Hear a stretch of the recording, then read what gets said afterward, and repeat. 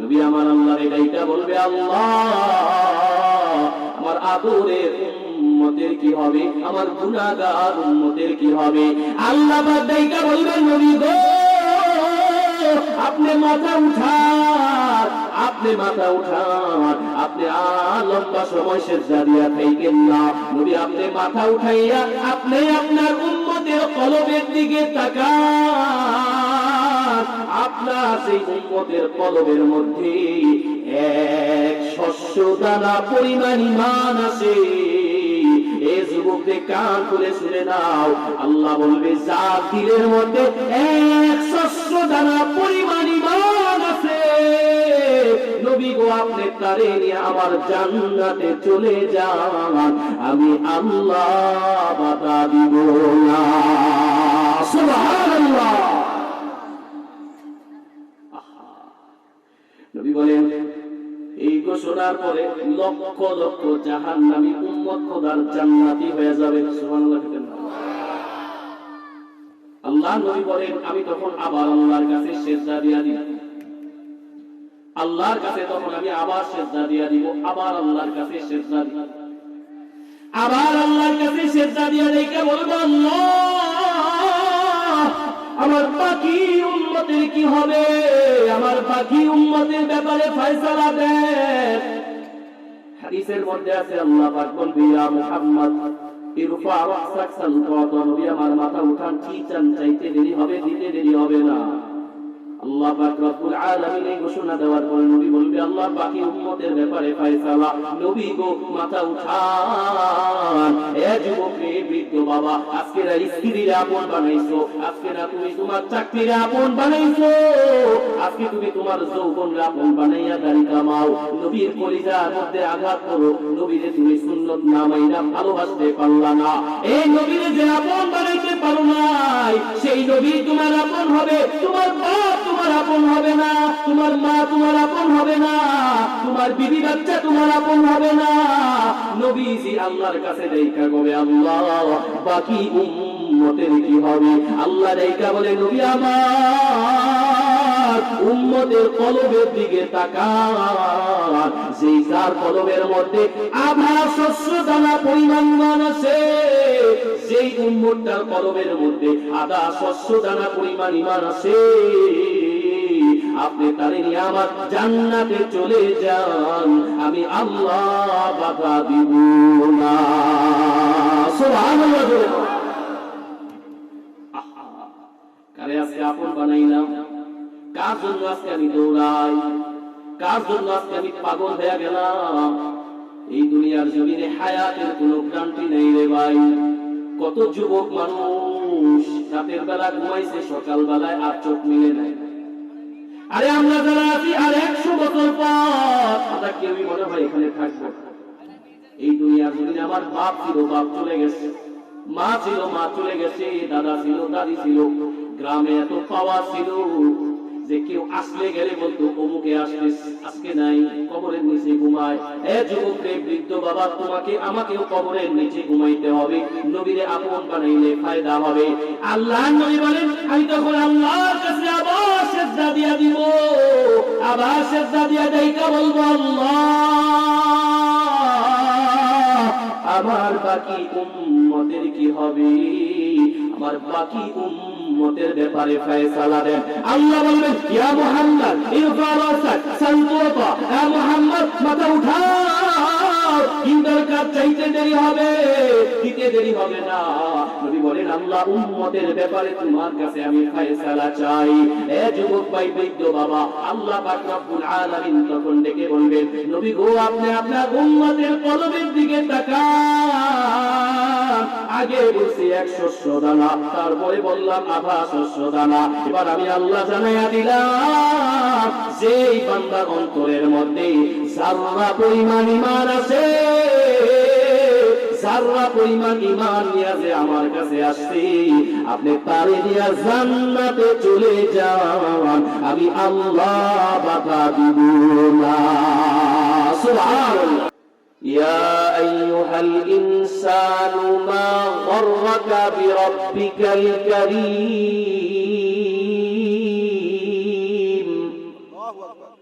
আল্লাযী খালাকাকা ফাসাওয়াকা ফাআদালাক। আল্লাহ পাক রব্বুল আলামিন ডেকে বলেন, হে দুনিয়ার মানুষ, কোন জিনিস তোমাকে আমি রবের কাছে আশা থেকে বিভ্রান্ত করে রাখলো? কারীম রবের প্রতি তোমাকে বিভ্রান্ত করছে কোন জিনিস? আল্লাহ পাক রব্বুল আলামিন বলে, হে দুনিয়ার মানুষ, কিসের আশায়, কিসের ভালোবাসায়, কিসের আনন্দে তুমি এখনো মনে মনে আমি আল্লাহর কাছে আসার জন্য প্রস্তুত হতে পারো নাই? আজকে তুমি যাকে আপন মনে করতেছো, আজকে যারে তুমি মুহাব্বতের মানুষ মনে করতেছো, রব বলেন এগুলো একটাও তোমার আপন না, একটাও তোমার মুহাব্বতের না, একটাও তোমার ভালোবাসার না। এগুলো দুনিয়ার সব কিছু হইল ধোঁকা আর ধোঁকা। আজকে আমি আমার নিজেকে আপন মনে করতেছি, আমি আমার হাতকে আপন মনে করি, পাকে আপন মনে করি, জবানকে আপন মনে করি, আমার বাপ মাকে আমি আপন মনে করি, আমার সব কিছুকে আমি আপন মনে করি। আল্লাহ পাক রব্বুল আলামিন বলে এগুলো একটাও তোমার আপন না। এ দুনিয়ার মানুষ, আজকে আমি চোখে আনন্দ দেওয়ার জন্য এই চোখ দিয়ে আছে পর নারীর দিকে তাকাই, এই চোখ একটু মজা দেওয়ার জন্য রাতের বেলায় ঘরের দরওয়াজা লাগাই আর জানালা লাগাই আমি যে গুনাহ করি, খোদার কসম এই চোখ কিন্তু আমার আপন না।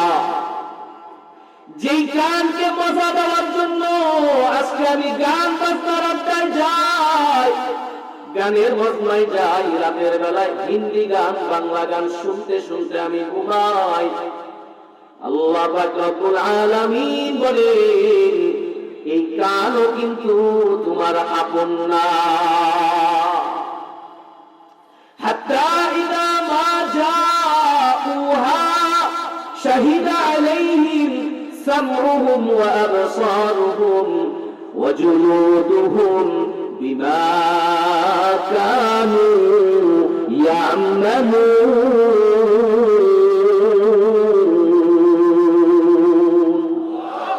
আল্লাহ পাক রব্বুল আলামিন লেখা বলে, হে দুনিয়ার মানুষ, হাসরের ময়দানে দুনিয়ার সব মানুষগুলো যখন আল্লাহর আদালতে দাঁড়িয়ে যাবে,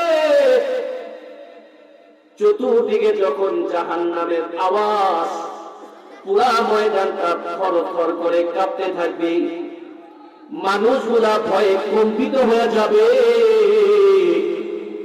ওই সময় মানুষগুলা চতুর্দিকে তার আপন মানুষ খুঁজতে থাকবে। দুনিয়াতে চোখকে আপন মনে করেছে, কানকে আপন মনে করেছে, বান্দাটা সেদিন চতুর্দিকে তার আপন মানুষ খুঁজতে থাকবে। আল্লাহ পাক রব্বুল আলামিন বলেন, সেদিন আল্লাহ বান্দার জবানের মধ্যে তালা মেরে দিবে, জবানটা বন্ধ করে আল্লাহ পাক রব্বুল আলামিন কানের জবান খুলে দিবে। কান আল্লাহকে দেখা বলবে, আল্লাহ বান্দারে বানাইছেন তো ইবাদত বন্দেগী করার জন্য, বানাইছেন তো কোরআনের মাহফিলে যাইয়া কোরআনের কথা শুনবে, কোরআনের দ্বীনের আলোচনা শুনবে, কিন্তু আপনার বান্দা আমারে দিয়া নাফরমানি করতে করতে আমারে নাপাক বানায় ফেলছে। আল্লাহ আপনার বান্দা কিন্তু বেশি ভালো কাজ করে নাই, আপনার কাছে বিচার দিলাম, নালিশ করে গেলাম। আল্লাহ পাক রব্বুল আলামিন বলেন, ওয়া আবসারুহুম, ঠিক তেমনি ভাবে চোখও আল্লাহর কাছে আমার বিরুদ্ধে সাক্ষী দিবে। চোখ আমার আল্লাহর কাছে আমার বিরুদ্ধে সাক্ষী দিয়া বলবে, আল্লাহ আপনার বান্দা আমারে দিয়া ভালো কাজ করার জন্য আপনি তারে দান করছেন। আলেম দেখবে, কোরআন দেখবে, আপনার নিয়ামত দেখবে আর আপনার তাসবিহ পড়বে, কিন্তু আপনার এই বান্দা আমারে দিয়া ভালো কাজ না করে নাফরমানি করে করে আমারে নাপাক বানায় ফেলছে। এভাবে করে করে চোখ আমার বিরুদ্ধে সাক্ষী দিবে, কান আমার বিরুদ্ধে সাক্ষী দিবে। আল্লাহ পাক রব্বুল আলামিন বলেন, ওয়া জুলুদুহুম, ঠিক তেমনি ভাবে আমাদের শরীরের চামড়াগুলো পর্যন্ত আল্লাহর কাছে আমার আপনার বিরুদ্ধে সাক্ষী দিয়া বলবে, আল্লাহ বানাইছেন তো ইবাদত করার জন্য, কিন্তু আপনার বান্দা ইবাদত করে নাই। আপনার বান্দা কত হারাম কামাই করেছে নিজের শরীরটারে ভালো রাখার জন্য, চামড়ারে ভালো রাখার জন্য। আল্লাহ পাক রব্বুল আলামিন বলেন, চামড়া যখন এইভাবে নাফরমানের বিরুদ্ধে আল্লাহর কাছে সাক্ষী দিতে থাকবে, তখন এই নাফরমানগুলো বলবে, ওয়াকালু লিজুলুদিহিম লিমা শাহিদতুম আলাইনা। মানুষ যাইকা বলবে, এই চামড়া, তোরে না আমি দুনিয়ার জমিনে আমার আপন মনে করেছিলাম, তুই আজকে কেন আমার বিরুদ্ধে সাক্ষী দিতেছ? আমার বিরুদ্ধে কেন তুই আমার বিরুদ্ধে সাক্ষী দাও? আল্লাহ পাক রব্বুল আলামিন চামড়ার জবান খুলে দিবে, চামড়া দেখে বলবে, ক্বালু আনতাকানাল্লাহ আনতাকানাল্লাহুল্লাযী আনতাকা কুল্লা শাইইন। চামড়া রেখা বলবে, আয় দুনিয়ার নাফরমান, দুনিয়ার জমিনে আল্লাহ পাক জবান দিয়া তোমারে কথা বলার শক্তি দিয়েছিল। এ যুবক ভাই, বৃদ্ধ বাবা, একটু আওয়াজ করে জবাব দিবেন। এই যে আমি ঠোঁট নাড়া নাড়া, জিহ্বা নাড়া নাড়া জবান দিয়া কথা বলতেছি, এটা কি আমার পাওয়ার না আল্লাহর পাওয়ার? এই জোরে আওয়াজ করে বলেন, পাওয়ার কার? সব আল্লাহর পাওয়ার, আল্লাহর পাওয়ার, আল্লাহর ক্ষমতা। আরে যদি জবানের ক্ষমতা হইতো তো ওই মৃত মানুষটার জবানও আছে, জিহ্বাও আছে, কিন্তু কথা বলতে পারে না। বুবা মানুষটার জবানও আছে, জিহ্বাও আছে, কিন্তু কথা বলতে পারে না। আর আমার জবান দিয়া প্রতিনিয়ত আল্লাহ যে কথা বলায়, সে আল্লাহর নামটা একটু জোরে আওয়াজ করে বলেন, যিনি তিনি কি? এইভাবে করে করে প্রত্যেকটা জিনিস আল্লাহর কাছে আমার আপনার বিরুদ্ধে সাক্ষী দিতে থাকবে। চোখ বিরুদ্ধে সাক্ষী দিবে, কান বিরুদ্ধে সাক্ষী দিবে, চামড়া বিরুদ্ধে সাক্ষী দিবে। অনেক ইকোটা অনেক বেশি লাগে না? ইকো অনেক বেশি, একটু কমানো। আল্লাহ পাক রব্বুল আলামিন ঠিক তেমনি ভাবে প্রত্যেকটা জিনিস আল্লাহর কাছে আমার আপনার বিরুদ্ধে সাক্ষী দিতে থাকবে। আল্লাহ বানাইছেন ইবাদত করার জন্য, কিন্তু আপনার বান্দা তো নাফরমানি কইরা ধ্বংস কইরা ফেলেছে। সব সাক্ষী দিবে। বলেন দোস্ত, এখন আমার কি উপায় হবে? হাসরের ময়দান নবী বলেন, জাহান্নামের আওয়াজে মানুষের অন্তরটা কম্পিত হয়ে যাবে। জাহান্নামের ৭০,০০০ শিকল, প্রতিটা শিকলের মধ্যে ৭০,০০০ ফেরেশতা শিকলগুলো টাইনা ধরে রাখবে, কিন্তু জাহান্নামকে থামাইতে পারবে না। সবাইকে ফেলে জাহান্নাম গুনাহগারকে ধরার জন্য জাহান্নাম অগ্রসর হয়ে যাবে, দ্রুত গতিতে আগাইতে থাকবে। এরকম ভয়াবহ অবস্থায় যদি হাত আমার বিরুদ্ধে সাক্ষী দেয়, পা আমার বিরুদ্ধে সাক্ষী দেয়, আমার উপায় আছে? হাত বিরুদ্ধে সাক্ষী দিবে। এই হাত দিয়ে আমি আজকে কত কামাই, কলমের খোঁচার মাধ্যমে কত মানুষের সম্পদ আজ আমি আত্মসাৎ করতেছি, মানুষকে জুলুম করতেছি, অত্যাচার করতেছি। আল্লাহ বলেন, এই হাতও কিন্তু তোমার আপন না। সূরা ইয়াসিনের মধ্যে আল্লাহ বলেন, আল-ইয়াউমা নাখতিমু আলা আফওয়াহিহিম ওয়া তুকাল্লিমুনা আইদিহিম ওয়া তাশহাদু আরজুলুহুম বিমা কানু ইয়াকসিবুন। আল্লাহ পাক রব্বুল আলামিন বলেন, হাসরের ময়দানে আমি আল্লাহ বান্দার জবানের মধ্যে তালা মেরে দিব। জবানের মধ্যে তালা মেরে দিয়ে এবার আল্লাহ বলে, আমি আল্লাহ হাতের জবান খুলে দিব। হাত আল্লাহকে দেখা বলবে, আল্লাহ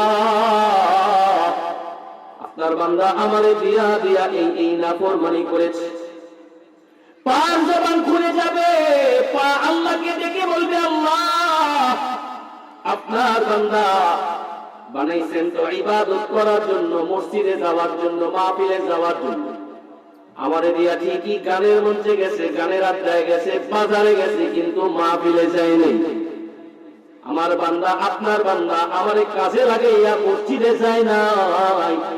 আল্লাহ আপনার বান্দার বিরুদ্ধে আজকে আমি নালিশ করলাম।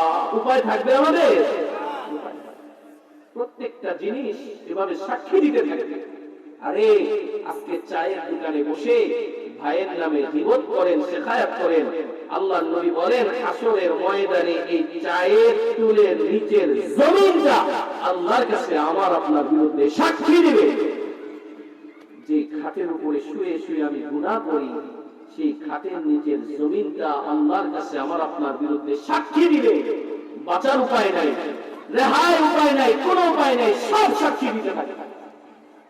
আমার আপন কেউ না, এদিক টাকা আমার আপন কেউ না। বলেন আমার আপন, আবার বলেন, জোরে বলেন আমার আপন।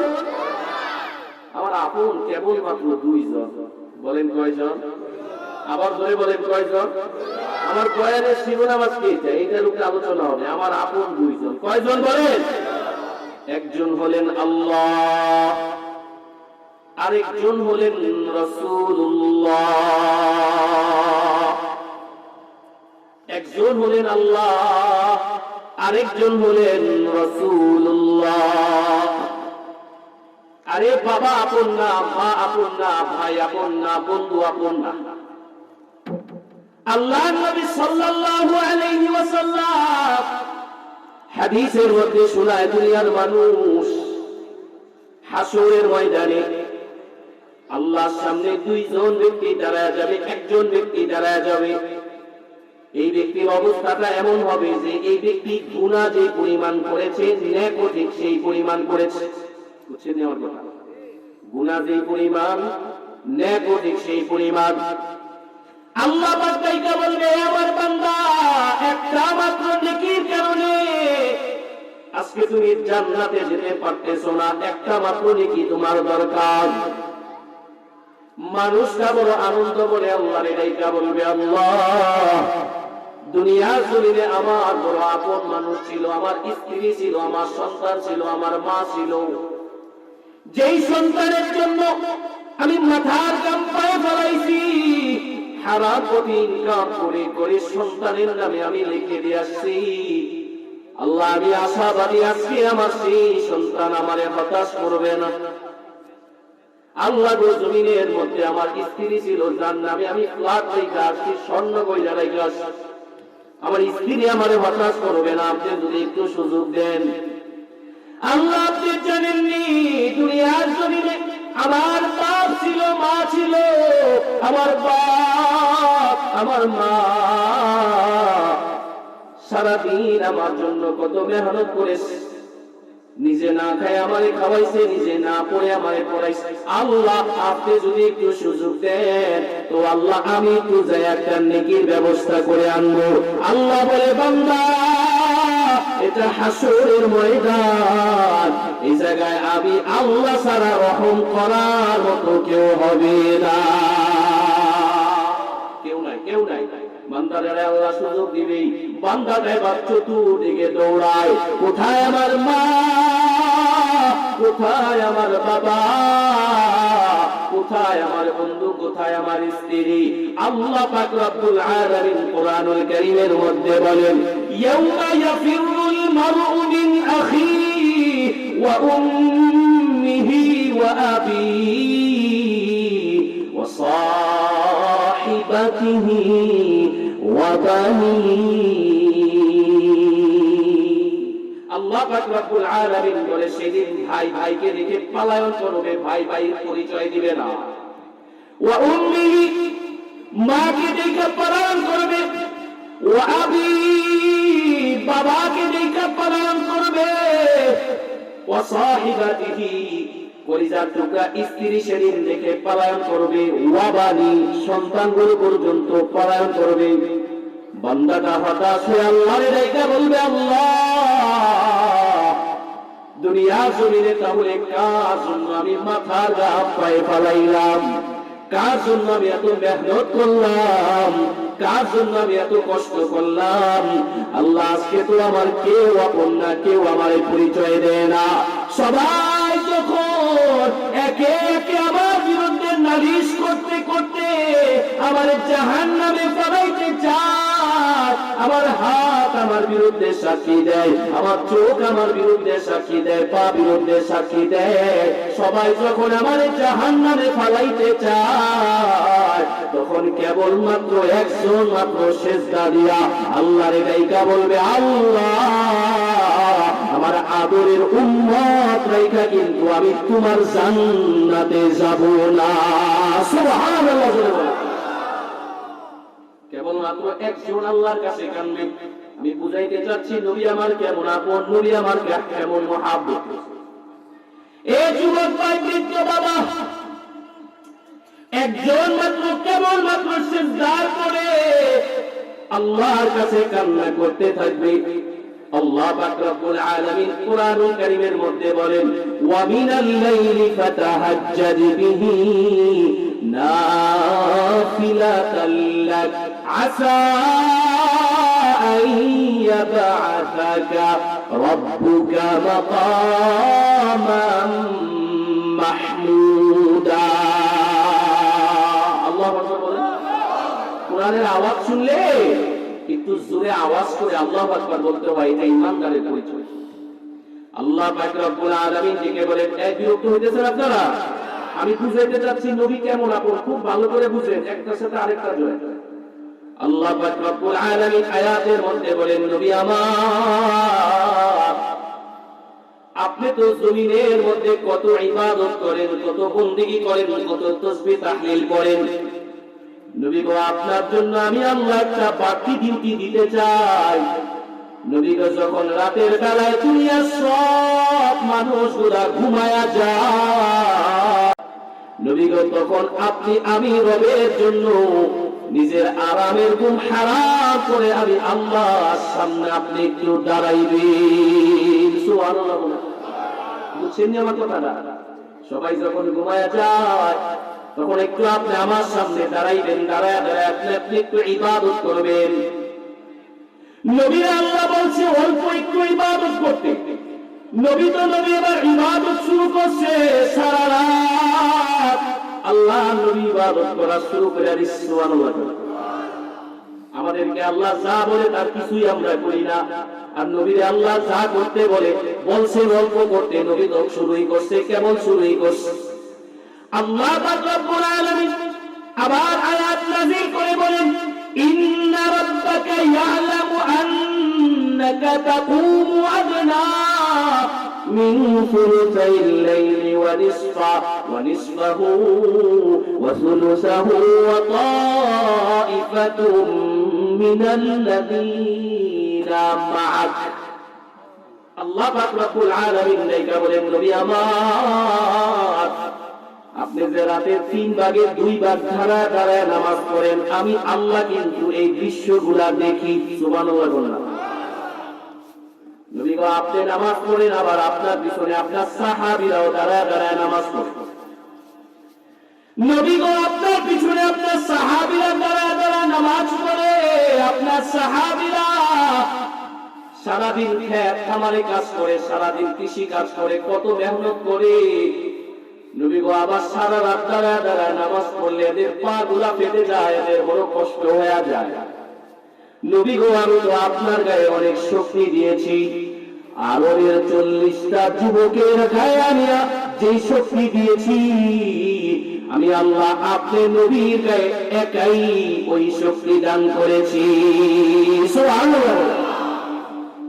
নবী আমার, আপনি নামাজ পড়েন, আপনার পিছনে সাহাবীরা নামাজ পড়ে, এদের বড় কষ্ট হয়ে যায়, এদের পা গুলো পেটে যায়। নবী গো, আবার আয়াত আল্লাহ নাযিল করে বলে, ইয়া আইয়ুহাল মুযাম্মিল কুমিল লাইলা ইল্লা কালিলা নিসফাহু আও ইনকুস মিনহু কালিলা। আল্লাহ পাক রব্বুল আলামিন আয়াত নাযিল করে, নবী আমার, আপনার সারা রাত নামাজ পড়তে হবে না, আপনি রাতে 3 ভাগের 1 ভাগ নামাজ পড়েন। সুবহানাল্লাহ। এদিক তাকান, আমার দিক তাকান। আল্লাহ বলে রাতে 3 ভাগের 1 ভাগ নামাজ পড়েন। নবী গো আপনি তার চাইতে কম নামাজ পড়েন, কোনো সমস্যা নাই। নবী গো আপনি কতক্ষণ নামাজ পড়েন এটা আমি আল্লাহ দেখব না, আপনি কত রাকাত নামাজ পড়েন এটা আমি আল্লাহ দেখব না। আমি আল্লাহ দেখতে চাই আপনি রাতের আরামের ঘুম হারাম করে, আমি আপনি নিজের আরামের ঘুম হারাম করে রাতের বেলায় আমি রবের সামনে আপনি দাঁড়ান কিনা। সুবহানাল্লাহ বলেন। এদিক তাকান, এই সামনে দিয়ে আসা যাওয়া করলে এটা মন অন্যদিক চলে যায়। আমার কথা কি আপনারা বুঝছেন? আল্লাহ বলতেছেন আপনি রাতে কত রাকাত পড়েন এটা আমি দেখব না। বড় মজার বিষয়, কতক্ষণ নামাজ পড়েন এটা আমি দেখব না, আমি দেখতে চাই আপনি আমার সামনে দাঁড়াইছেন কিনা। সুবহানাল্লাহ জোরে করেন। নবী আমার কত আপন। একবার আল্লাহর নবীর কাছে আল্লাহ তাকে একজন ফেরেশতা পাঠিয়েছেন। ফেরেশতা পাঠায় নবীকে বলেন, নবী আমার আপনার জন্য 2টা অপশন আছে। বাবা জোরে আওয়াজ দিয়ে বলেন, অপশন কয়টা? অপশন কয়টা? 2টা অপশন। আপনি যে উম্মতের জন্য এত কান্নাকাটি করেন, উম্মতের জন্য এত মায়া, আল্লাহ বলছেন অপশন নাম্বার 1, আপনি যদি চান, শোনার পরে জোরে সুবহানাল্লাহটা বলেন, আপনি যে উম্মতের জন্য কান্নাকাটি করেন, আল্লাহ বলেন অপশন নাম্বার 1, আপনি হাসরের ময়দানে আপনার যত উম্মত আছে তার মধ্য থেকে অর্ধেক উম্মত, অতএব এখন যদি 200 কোটি মুসলমান থাকে তো 100 কোটি, এরকম সমস্ত জমানায় যত উম্মত ছিল সমস্ত উম্মতের মধ্য থেকে অর্ধেক উম্মত নিয়ে বিনা হিসাবে বিনা বিচারে আপনি আমার জান্নাতে চলে যাবেন, আমি আল্লাহ বাধা দিব না। জোরে কোন সুবহানাল্লাহ। এটা হলো অপশন নাম্বার 1, অর্ধেক নিয়ে জান্নাতে যাবেন। নবী আমার 2 নাম্বার অপশন, নবী আপনি যদি চান তো হাসরের ময়দানে আপনি সুপারিশ করার ক্ষমতাটা নিতে পারবেন। সুবহানাল্লাহ। বুঝছেন নি আমার কথা? একটা হইল অর্ধেক নিয়ে জান্নাতে যেতে পারবেন, আরেকটা হইল সুপারিশ করার ক্ষমতা নিতে পারবেন। আপনি কোনটা নেবেন? অর্ধেক নিয়ে জান্নাতে যাবেন নাকি সুপারিশ করার ক্ষমতা নেবেন? কোনটা নেবেন? নবী পয়গম্বর আল্লাহর নাইকা বলে, আল্লাহ প্রস্তাবগুলো বড় চমৎকার, তবে হাসরের ময়দানে অর্ধেক উম্মত নিয়ে যদি আমি আপনার জান্নাতে চলে যাই তো আমার বাকি অর্ধেক উম্মতের কি হবে? সুবহানাল্লাহ। এই যুবক ভাই, বৃদ্ধ বাবা, আমি বুঝাইতে চাই নবী আমার কত আপন। আল্লাহ নবী সাল্লাল্লাহু আলাইহি ওয়াসাল্লাম তায়েফের ময়দানে মার খাইছে আমার আপনার কাছে দ্বীনকে পৌঁছাইবার জন্য। উহুদের ময়দানে নবী মার খাইছে, উহুদের ময়দানে নবী মার খাইছে আপনার আমার কাছে দ্বীন পৌঁছাইবার জন্য। আল্লাহ নবী সাল্লাল্লাহু আলাইহি ওয়াসাল্লাম তায়েফের ময়দানে গেছে। আল্লাহ নবীরে পাইয়া তায়েফের মানুষগুলা কি পরিমাণ নির্যাতন করেছে আমি ঘটনা বলবো না, লম্বা সময় চলে যাবে। হাদিসের মধ্যে রেখে এই কথাগুলা শুনলে হৃদয়টা বড় কাঁদে। এই নবী প্রেমিক যারা আছে তারা হৃদয়ের মধ্যে এই কথাগুলা যখন ঢুকবে তো সহ্য করতে পারবে না। হাদিসের মধ্যে রেখে নবী যখন তায়েফের ময়দানে মানুষের কাছে দ্বীনের দাওয়াত পৌঁছাইতে গেছে, মানুষগুলা তো দ্বীনের দাওয়াত গ্রহণই করে নেই, বরং নবীর আক্রমণ করা শুরু করছে। নবীর শরীর দিয়া রক্ত পড়তে পড়তে নবীর জুতাগুলা পর্যন্ত ভিজে গেছে, মাটির সাথে লেগে যায়। নবী আর জুতাগুলা উঠাইতে পারে না, নবীটা একবারে বেহুশ অবস্থা হয়ে গেছে। হাদিসের মধ্যে রেখে আল্লাহ নবী সাল্লাল্লাহু আলাইহি ওয়াসাল্লাম বেহুশ অবস্থায় পড়ে আছে। এত নাফরমান ছিল, এত খারাপ মানুষ ছিল। নবীর কাছে যাইয়া নবীর ডান হাতটা ধইরা দাঁড় করাইয়া নবীর বাম পাশ থেকে পাথর মারা শুরু করছে। বেহুশ নবী আবার বাম পাশে যাইয়া বাম পাশে হাত ধইরা নবীরে দাঁড় করাইয়া ডান পাশ থেকে নবীরে পাথর মারা শুরু করছে। নবীর হুশে আসলে আল্লাহ পাকের পক্ষ থেকে জিবরাইল আমিন উপস্থিত হইছে। পাহাড়ের ফেরেশতারা উপস্থিত হইয়া ডাইকা বলে, নবী আমার, আপনি যদি খালি একটু অনুমতি দেন, যারা আপনার সাথে বেয়াদবি করছে এদেরকে একেবারে মেরে ফেলবো, ধ্বংস করে ফেলবো। নবী আমার আল্লাহকে ডাইকা বলে, আল্লাহ, আমি যদি আজকে আমার উম্মতের বিরুদ্ধে আপনার কাছে বদদুয়া করি তো আমার এই উম্মত গুলা জাহান্নামে যাবে, আমি নবী এটা বরদাস্ত করতে পারবো না। আল্লাহু আকবার। এ যুবক ভাই, নবী আমার কত আপন। আজকে প্রেমিক প্রেমিকারে বলে, এই তোমারে আমি আমার জানের চাইতে বেশি ভালোবাসি। কথা কয় না, কয় না, কয় না? এটা সত্য না মিথ্যা? সত্য বলে। প্রেমিক প্রেমিকারে কয় জানের চাইতে বেশি ভালোবাসি, এটা সত্য না মিথ্যা? পৃথিবীর সবচেয়ে শ্রেষ্ঠ মিথ্যা এটা। কথা কর ঠিক না? নিজের জানের চাইতে মানুষ কাউকে বেশি ভালোবাসে। অথচ নবী আমার কেমন আপন। আল্লাহ বলেন, আন-নাবিয়্যু আওলা বিল মুমিনিনা মিন আনফুসিহিম। আল্লাহ বলে, এমন নবী তোমরা পাইছো সেই নবী ঈমানদারদেরকে নিজের জানের চাইতেও বেশি ভালোবাসি। সুবহানাল্লাহ। আপনি একটা কষ্ট পাইলে আপনি যে পরিমাণ ব্যথা পান, নবী আমার তার চাইতে বেশি ব্যথা পায়। আরে নবী আমারে কেমন ভালোবাসে, আমি কতগুলা ঘটনা আপনাদেরকে শোনাবো। হাদিসের কিতাবের মধ্যে আছে, একবার আল্লাহ নবী সাল্লাল্লাহু আলাইহি ওয়াসাল্লাম আম্মা জান হযরতে আয়েশা সিদ্দিকা রাদিয়াল্লাহু তাআলা আনহার হুজরার মধ্যে আছে। নবী আমার মনটা বড় খুশি, বড় আনন্দময়। নবীর মন বড় খুশি। স্বামীর মনটা খুশি দেখা আম্মা জান নবীরে ডাইকা বলে, নবী আমার, আপনার মনটা বড় খুশি, আপনি কি একটু আমার জন্য আল্লাহর কাছে একটু দোয়া করবেন? সুবহানাল্লাহ। এই আম্মা জান যারা বয়ান শুনতেছে, আপনাদের জন্য এখান থেকে শিক্ষা। আমাদের আম্মা জানেরা স্বামীর মন ভালো দেখলে আল্লাহর কাছে দোয়া করতে বলতেন। আর আমাদের এই সমাজের মানুষগুলা স্বামীর মন ভালো দেখলে কিছু আবদার করে, দুনিয়াবি কথা কোন ঠিক না? ঠিক, এটা শিক্ষা না।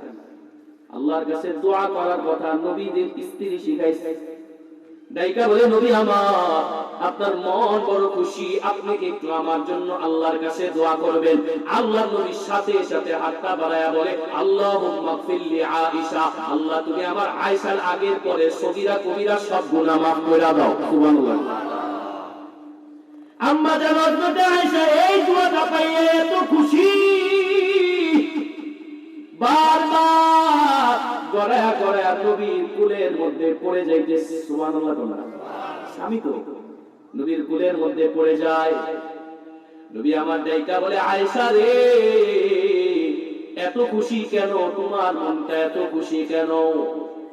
আয়েশা রাদিয়াল্লাহু তাআলা আনহাকে বলে, নবী আমার, আপনি স্পেশাল ভাবে আমার জন্য আজকে যে দোয়াটা করছেন, এমন চমৎকার দোয়া পাইয়া আমার মনটা বড় খুশি। আল্লাহ নবী ডাইকা বলে, আয়েশা রে, একটা দিন মাত্র তোমার জন্য আমি বিশেষ ভাবে দোয়া করছি, এতেই তুমি এত খুশি। আর আমি আমার উম্মতের জন্য প্রতিদিন আল্লাহর কাছে হাত বাড়ায় বলি, আল্লাহ, আমার আদরের উম্মত রে কিন্তু তুমি জাহান্নামে পুরাইও না। সুবহানাল্লাহ। নবীর চাইতে কেউ আপন নাই রে ভাই।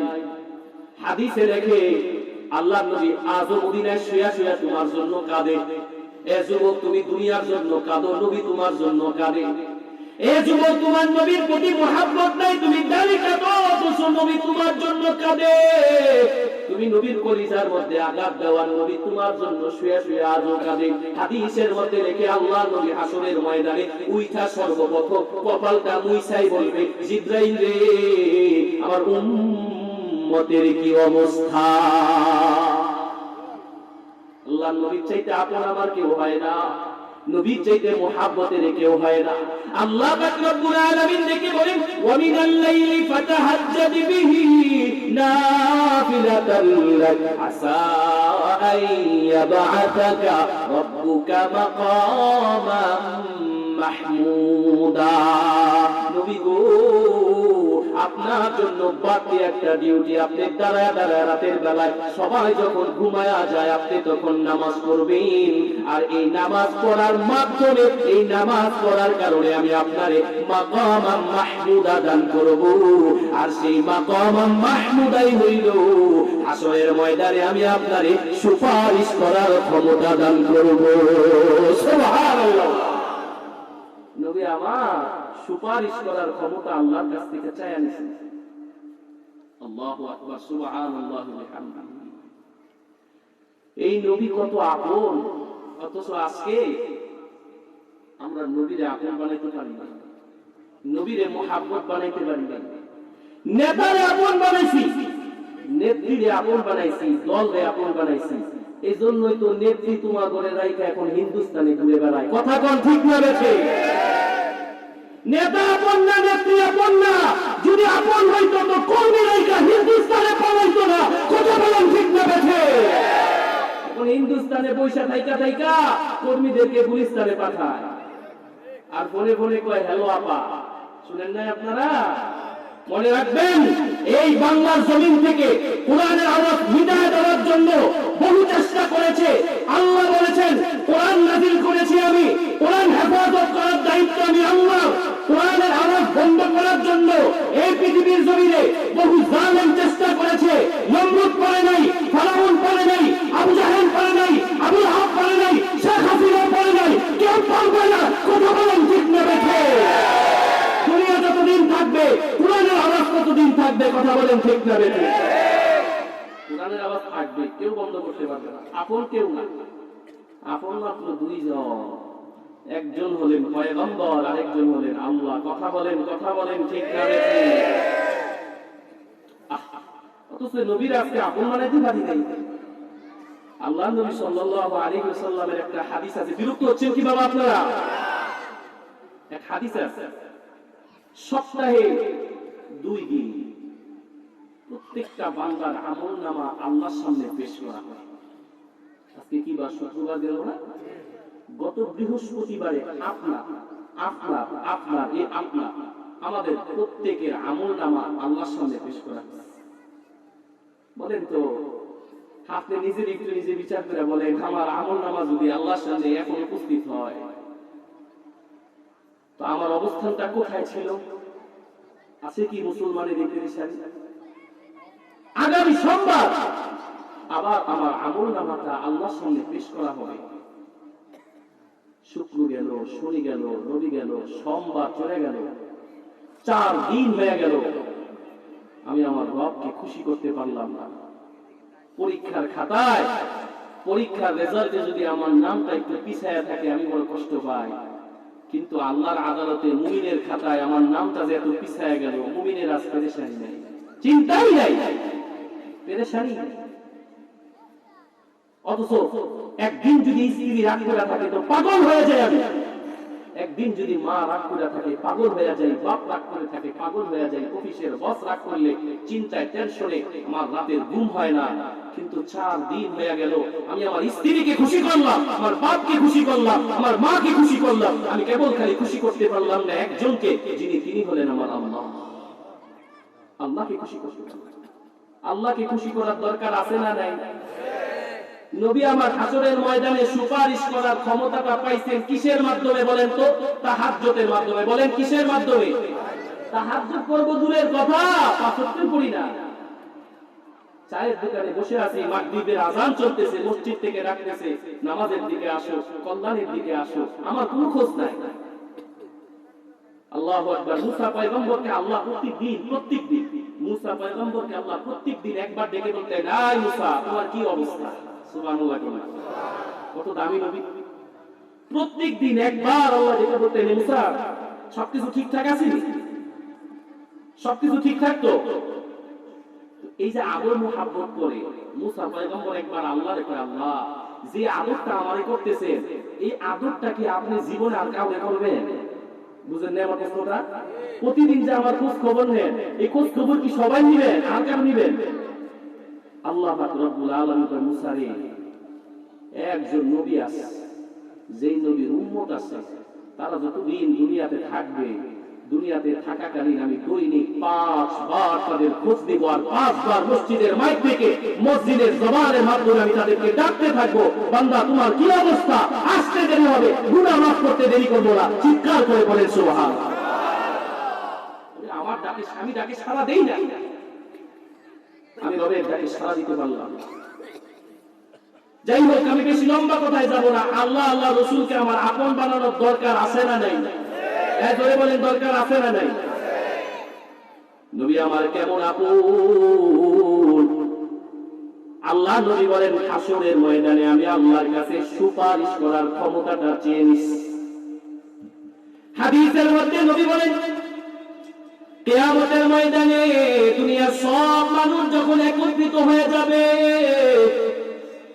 মানুষগুলা কিয়ামতের ময়দানে ভয়ে থরথর করে কাঁপতে থাকবে, জমিনটা কম্পিত হয়ে যাবে, জাহান্নামের বিকট আওয়াজে মানুষগুলা কম্পিত হয়ে যাবে। হাদিসের মধ্যে দেখে জিবরাইল আমিন আল্লাহ পাক রব্বুল আলামিনের এক পাশে থাকবে, জাহান্নামের বিকট আওয়াজ শুনে জিবরাইল আমিন সিজদা দিয়া বলবে, আল্লাহ আমারে তুমি বাঁচাও। এই কঠিন ময়দানে আল্লাহ নবী বলেন, সব উম্মতেরা পাগল হয়ে যাবে, উলঙ্গ অবস্থায় থাকবে, কেউ কারো দিকে তাকাবে না। বাইরে অবস্থাটা আমি বয়ান করে আপনাদের বুঝাইতে পারবো না, কত কঠিন অবস্থা। নবী বলেন, ওই সময় মানুষগুলা সবাই হযরতে আদমের কাছে যায় বলবে, বাবা আপনি আমাদের আদি পিতা, আপনি একটু আল্লাহর কাছে আমাদের ব্যাপারে কি একটু সুপারিশ করবেন, আল্লাহ যেন আমাদেরকে মাফ করে দেয়, একটু সুপারিশ করবেন। হযরতে আদম বলবে, হাদিসে হযরতে আদম বলবে, ইয়া নাফসি ইয়া নাফসি, আজকে আমার কি উপায় হবে, আমার কি উপায় হবে, আমি কেন এই গন্ধ ফুলের কাছে গেছি। মানুষগুলা নিরুপায় হয়ে হযরতে নূহ পয়গম্বরের কাছে যাবে। হযরতে নূহ বলবে, ইয়া নাফসি ইয়া নাফস। হযরত ইব্রাহিমের কাছে যাবে, হযরত ইব্রাহিম আলাইহিস সালাম বলবে, নাফসি নাফসি, আমার কি উপায় হবে।